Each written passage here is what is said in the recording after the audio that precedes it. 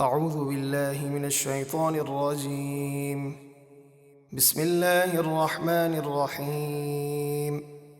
ابھی جو آیت کریمہ تلاوت کی جائے گی اس کا شان نزول یہ ہے، حضرت اوس بن صامت رضی اللہ تعالیٰ عنہ نے کسی بات پر اپنی زوجہ حضرت خولہ بنت ثعلبہ رضی اللہ تعالیٰ عنہا کو یہ کہہ دیا کہ تم مجھ پر میری ماں کی پیٹھ کی طرح ہو۔ یہ لفظ جو ہیں یہ زہار کہلاتے ہیں، اور زمانہ جہالت میں یہ کلمہ طلاق سمجھا جاتا تھا۔ حضرت اوس کو بعد میں ندامت ہوئی اور انہوں نے کہا کہ میرے خیال میں تم مجھ پر حرام ہو گئی ہو۔ حضرت خولہ بارگاہ نبوی میں حاضر ہوئیں اور عرض کرنے لگیں کہ میرا مال ختم ہو چکا، ماں باپ گزر گئے ہیں، عمر بھی زیادہ ہو گئی ہے اور بچے چھوٹے ہیں، اگر باپ کے پاس چھوڑوں تو ہلاک ہو جائیں، اپنے ساتھ رکھوں تو بھوکے مر جائیں، کوئی ایسی صورت ہو کہ میرے اور میرے شوہر کے درمیان جدائی نہ ہو۔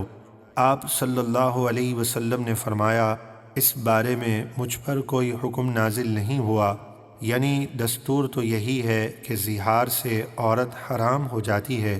وہ عرض کرنے لگیں، یا رسول اللہ صلی اللہ علیہ وسلم، اوس نے طلاق کا لفظ نہیں کہا، وہ میرے بچوں کے باپ ہیں اور مجھے بہت ہی پیارے ہیں۔ اسی طرح وہ بار بار عرض کرتی رہیں، پھر آسمان کی طرف سر اٹھا کر کہنے لگیں، یا اللہ، میں تجھ سے اپنی محتاجی اور بے کسی اور پریشانی کی شکایت کرتی ہوں، اپنے حبیب پر میرے حق میں کوئی ایسا حکم نازل فرما دے جس سے میری یہ مصیبت دور ہو جائے۔ اس پر یہ آیات نازل ہوئیں۔ قد سمع الله قول التي تجادلك في زوجها وتشتكي إلى الله والله يسمع تحاوركما إن الله سميع بصير۔ بے شک اللہ نے اس عورت یعنی خولہ بنت ثعلبہ کی بات سن لی جو اپنے شوہر اوس بن صامت کے بارے میں آپ سے تکرار کرتی ہے، اور اللہ سے اپنے غم کی شکایت کرتی ہے، اور اللہ آپ دونوں کی گفتگو سن رہا ہے۔ بے شک اللہ بہت سننے والا، خوب دیکھنے والا ہے۔ الذين يظاهرون منكم من نسائهم ما هن أمهاتهم إن أمهاتهم إلا اللائي ولدنهم وَإِنَّهُمْ لَيَقُولُونَ مُنكَرًا مِّنَ الْقَوْلِ وَزُورًا وَإِنَّ اللَّهَ لَعَفُوٌّ غَفُورٌ۔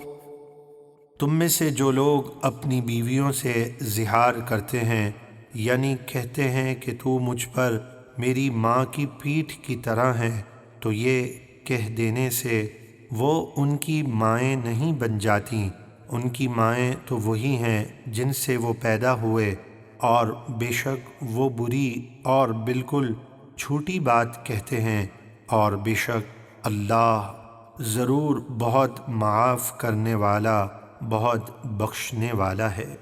والذين يظاهرون من نسائهم ثم يعودون لما قالوا فتحرير رقبة من قبل أن يتماسا ذلكم توعظون به والله بما تعملون خبير۔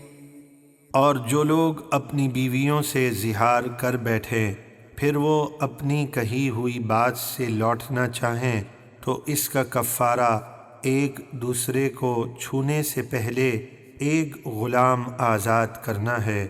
یہ وہ حکم ہے جس کی تمہیں نصیحت کی جاتی ہے، اور اللہ تمہارے سب کاموں سے خوب خبردار ہے۔ فمن لم يجد فصيام شهرين متتابعين من قبل أن يتماسا فمن لم يستطع فإطعام 60 مسكينا ذلك لتؤمنوا بالله ورسوله وتلك حدود الله وللكافرين عذاب أليم۔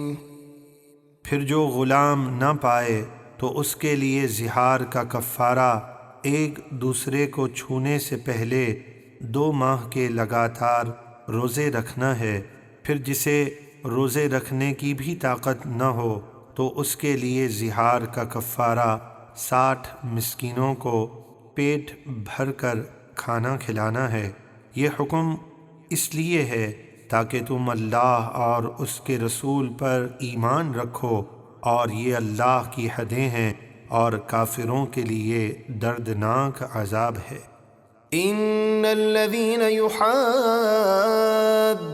الله ورسوله كبتوا كما كبت الذين من قبلهم وقد انزلنا آيات بينات وللكافرين عذاب مهين۔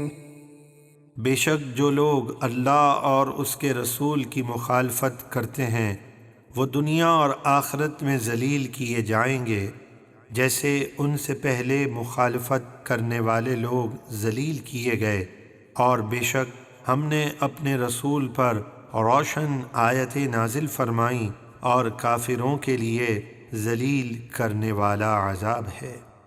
يوم يبعثهم الله جميعا فينبئهم بما عملوا احصاه الله ونسوه والله على كل شيء شهيد۔ جس دن اللہ ان سب کو دوبارہ زندہ کر کے اٹھائے گا، پھر انہیں ان کے کاموں کی خبر دے گا۔ اللہ نے ان کے سارے کاموں کو گن رکھا ہے اور وہ انہیں بھول چکے ہیں، اور اللہ ہر چیز پر گواہ ہے۔